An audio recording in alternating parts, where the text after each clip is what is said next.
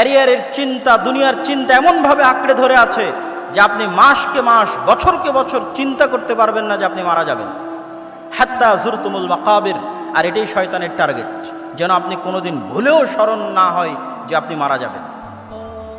কেননা যখনই স্মরণ হবে আপনি মারা যাবেন, তখনই আপনার মধ্যে অস্থিতিশীলতা কাজ করবে, আপনি শান্তি খুঁজবেন।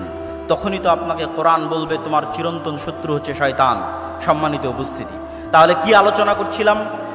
যতই আল্লাহ সুবহানাহু ওয়া তাআলা আমাদের জন্য গাইডলাইন দিক, তারপরেও পাওয়ারফুল ইবলিস আমার অন্তরে মেসেজ দেওয়ার জন্য। তাহলে আমার জন্য ছাড় কোথায়, অফার কোথায়? আল্লাহ সুবহানাহু ওয়া তাআলা এবার আমাদের জন্য ছাড় এবং অফারের ঘোষণা দিচ্ছেন। এটা হচ্ছে ইসলামের আরেকটি বড় মৌলিক মূলনীতি। সেটি কি? শয়তান মানুষকে গাইডলাইন থাকার পরেও ওয়াসওয়াসা দেওয়ার মাধ্যমে পথভ্রষ্ট করতো যত গুনাহ করাবে, যত গুনাহ করাবে, যত ভয়ঙ্কর থেকে ভয়ঙ্কর গুনাহ হোক না কেন, শিরকের মতো গুনাহ হোক, হত্যার মতো গুনাহ হোক, জেনা ব্যভিচারের মতো গুনাহ হোক, যত বেশি পরিমাণে গুনাহ হোক না কেন, আসমান জমিন ভর্তি গুনাহ হোক না কেন, আল্লাহ সুবহানাহু ওয়া তাআলার পক্ষ থেকে মানুষের জন্য অফার শয়তানের বিরুদ্ধে যাওয়ার জন্য, শয়তানকে পরাজিত করার জন্য।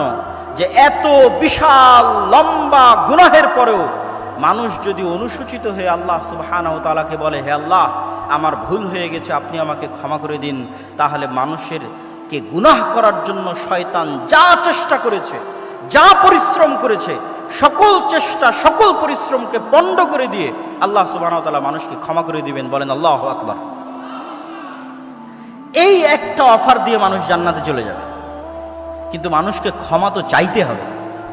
ইসলামে এমন কোনো গুনাহ নাই যেই গুনাহের ক্ষমার রাস্তা আল্লাহ সুবহানাহু ওয়া তাআলা দেননি। ইসলামে ক্ষমার অযোগ্য কোনো অপরাধ নাই। হ্যাঁ, তবে শ্বাস থাকা পর্যন্ত। আপনি মৃত্যুবরণ করলেন কিয়ামতের মাঠে, তখন শুধু একটা গুনাহ ক্ষমা হবে না, সেটা শিরক। যা আমি আসবো যে ইসলামের সবচেয়ে বড় মৌলিক শিক্ষার একটি হচ্ছে তাওহীদ এবং শিরক না করা। আসবো ইনশাআল্লাহ ধীরে ধীরে। তাহলে জীবদ্দশায় যতক্ষণ নিঃশ্বাস আছে ততক্ষণ এমন কোনো অপরাধ নাই যেই অপরাধ ক্ষমার অযোগ্য আল্লাহর দরবারে। প্রত্যেকটা অপরাধ ক্ষমার যোগ্য হতে মানুষকে ক্ষমা চাইতে হবে। যদি মানুষের সাথে সম্পৃক্ত অপরাধ হয় তো মানুষের কাছে ক্ষমা চাইবে। যদি মানুষের হক মেরে নেওয়া সংক্রান্ত অপরাধ হয় তো মানুষের হক আদায় করে দিবে। যদি আল্লাহর সাথে সম্পৃক্ত গুনাহ হয় তো আল্লাহর কাছে ক্ষমা চেয়ে নিবে।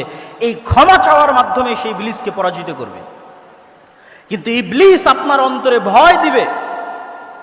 ইবলিসের একটা বড় বিজনেস হচ্ছে মানুষকে দারিদ্রতার ভয় দেখায়,